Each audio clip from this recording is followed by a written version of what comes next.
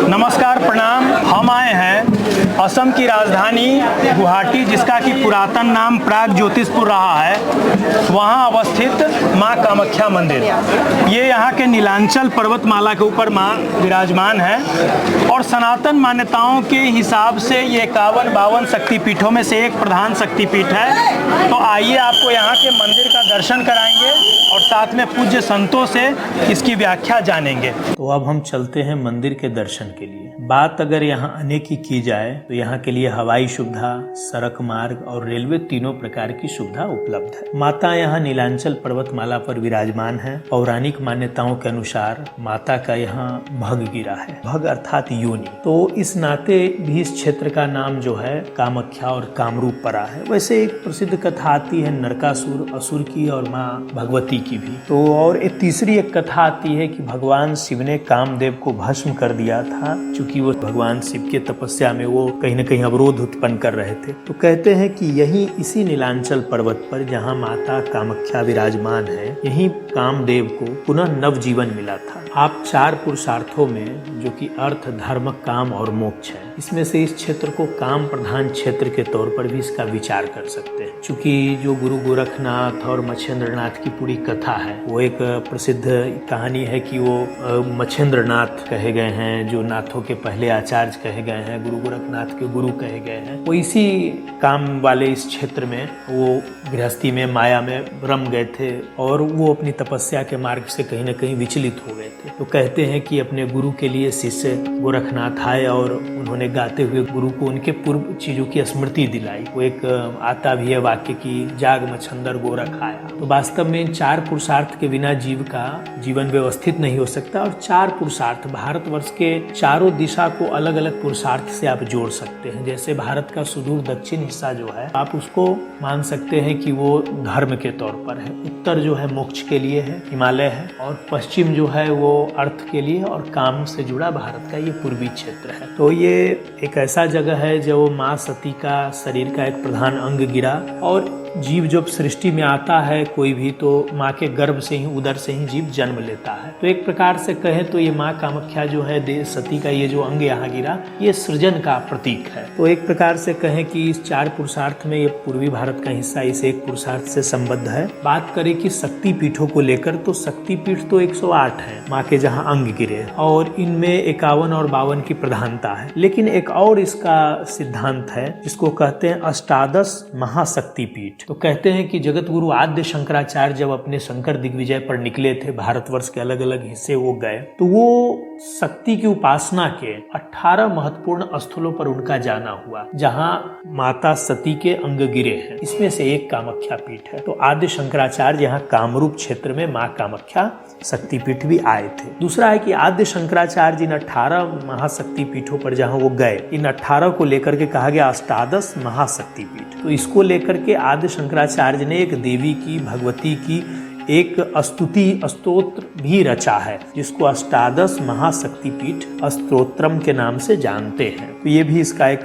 महत्वपूर्ण विषय है। जहाँ तक बात है यहाँ के उत्सव और पर्व की बात करें, तो जो 4 नवरात्र हैं, चैत्र के, आश्विन मास के और इसके अलावा माघ और आषाढ़ के, तो चारों नवरात्र यहाँ धूमधाम से, जो 2 प्रमुख है और 2 गुप्त हैं, मतलब केवल साधक उपासक करते हैं, ये चारों यहाँ मनाए जाते हैं। और इन 4 के अलावा एक 5वां बड़ा महत्वपूर्ण उत्सव है अम्बुवाची उत्सव। तो अम्बुवाची उत्सव जो है आषाढ़ महीने में आता है, और आषाढ़ का ये समय होता है आपको आषाढ़ के शुक्ल पक्ष के सप्तमी। तो आषाढ़ शुक्ल पक्ष सप्तमी से दशमी तक ये 4 दिन ऐसे होते हैं जब मंदिर के सभी द्वार पट बंद होते हैं। तो देवी माता का तो आपको दर्शन नहीं होगा, लेकिन इन 4 दिनों में इतने तीर्थयात्री, साधक, उपासक सब आते हैं। केवल असम ही नहीं, पूरे दुनिया भर से लोग आते हैं। और अब तो कहें तो अम्बुवाची उत्सव जो माँ कामाख्या मंदिर में मनाया जाता है, अब देश और दुनिया भर में असम के सांस्कृतिक पहचान का एक अभिन्न हिस्सा है, ठीक बिहू की तरह। और ये उत्सव क्यों होता है, तो कहते हैं कि यहाँ माँ का भग गिरा है, योनि गिरी है। तो कहते हैं कि जैसे स्त्रियां रजस्वला होती है, क्योंकि सनातन मान्यताओं में क्या है कि परमात्मा माँ जो है प्रकृति के माध्यम से स्वयं को अभिव्यक्त करते हैं और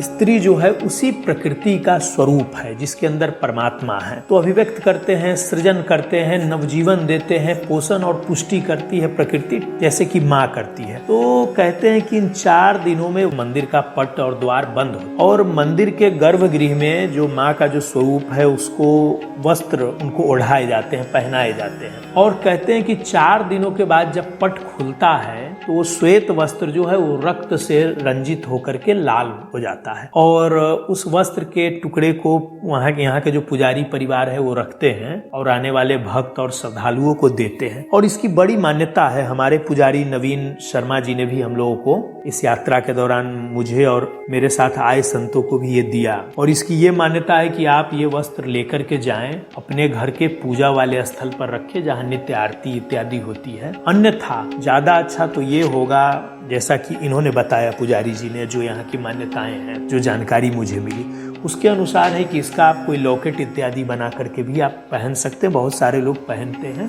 और कहते हैं कि पास में रखने से माता की बड़ी कृपा होती है। तो कई लोग इसको शरीर में धारण करते हैं, कुछ जेब में रखते हैं और कुछ लोग पूजा के जगह में रखते हैं। ऐसे ही यहाँ गर्भगृह के अंदर जहाँ माँ की पिंडी है वहाँ पर जमीन से, भूमि से जल आते रहता है। तो वो माँ का जल भी वो जो है पुजारी लोग देते हैं भक्तों को। और इसको जल को लेकर के ये मान्यता है कि किसी को मतलब कोई शारीरिक मानसिक व्याधि हो तो उसमें सेवन कर सकते हैं या उस पर छिड़काव करके। ये एक जो पुरानी चली आई मान्यता है, जो श्रद्धा से जुड़ा हुआ विषय है। दूसरा है कि अम्बुवाची उत्सव की बात कर लें तो ये अपने आप में अद्भुत उत्सव है। आप इसी से माँ कामाख्या के महत्व को समझ सकते हैं। तो समझिए कि इन 4 दिनों में पूरे असम का जनजीवन एक प्रकार से रुका पड़ा होता है। लोग खेती नहीं कर सकते हैं, हल नहीं जोत सकते हैं, यहाँ तक कि आप मिट्टी का एक ढेला भी धरती से नहीं उठा सकते हैं। मिट्टी कोरना तो दूर की बात हो गई। और इस दौरान असम में कोई भी मांगलिक कार्य नहीं हो सकते। गृह प्रवेश, जनेऊ, विवाह, मुंडन इत्यादि सब बंद होता है। इतना ही नहीं,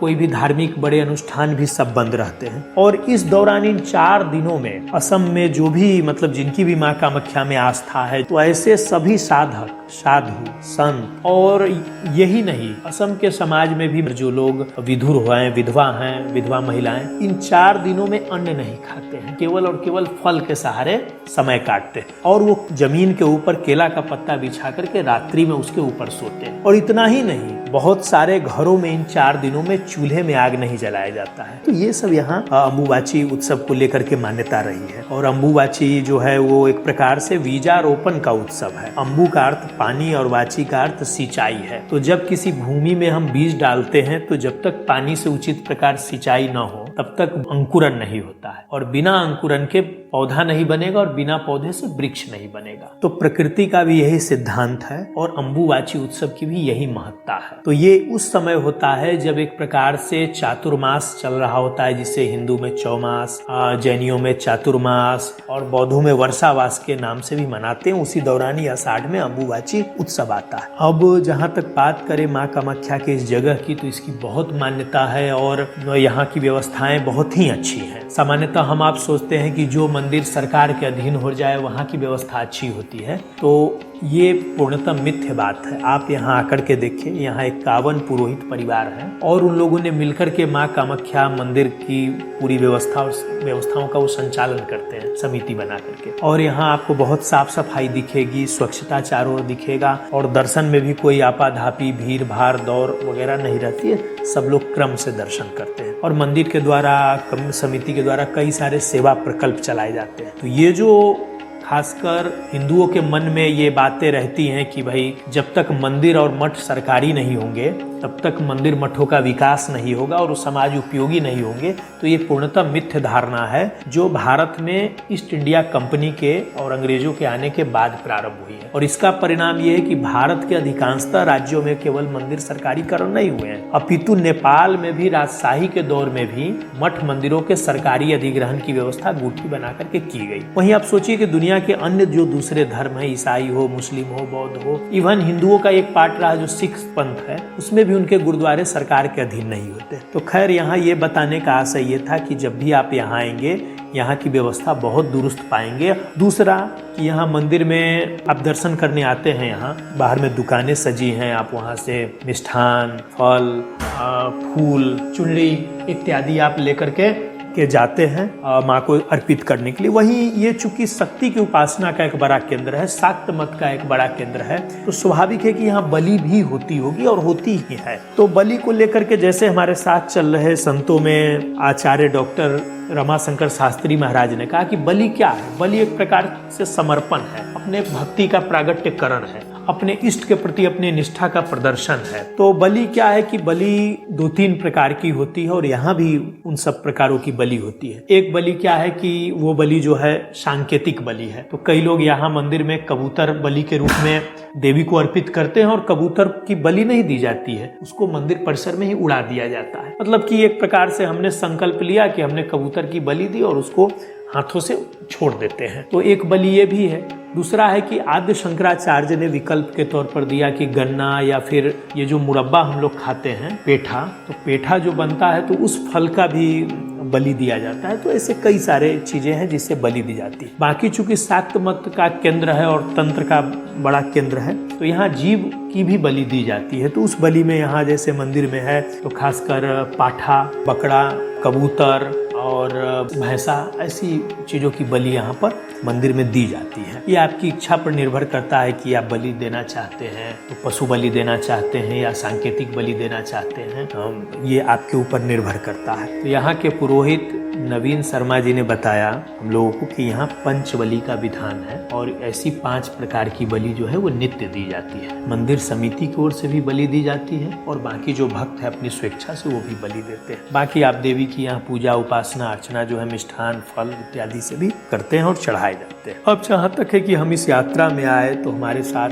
जो साधु संत चल रहे हैं, इसमें कई संत बहुत ही विद्वान हैं और बहुत ही उनकी गहरी जानकारी है सनातन परंपराओं को लेकर। ऐसे ही एक स्वामी जी हमारे साथ हैं इस यात्रा में, अखिल भारतीय धर्म संघ अध्यक्ष आचार्य डॉक्टर रमाशंकर शास्त्री जी। महाराज जी ने महाभारत के ऊपर भी रिसर्च किया है, इनकी PhD है। तो महाराज जी ने बड़ी सुंदर अनायास चर्चा की। कहा कि अमिय जी सब लोग जानते हैं, कहते हैं कि ये क्या यहाँ मतलब सती का, भगवती सती माता का यहाँ कौन सा अंग गिरा? तो भग। तो उन्होंने बताया भग की बड़ी सुंदर उन्होंने परिभाषा बताई और भग से भगवान, तो भग से भगवान की उन्होंने बड़ी सुंदर व्याख्या की। बताया कि भग जो है वो 6 वस्तुओं या 6 पदार्थों के मिलने से जो है वो भग बनता है। और वो 6 पदार्थ क्या है? तो इसमें ऐश्वर्य, इसमें धर्म, इसमें यश, इसमें श्री, इसमें ज्ञान और इसमें वैराग्य है। और इन 6 के मिलने से जो बनता है वो भग है। तो ये नीलांचल पर्वतमाला पर जो देवी बसती हैं कामाख्या,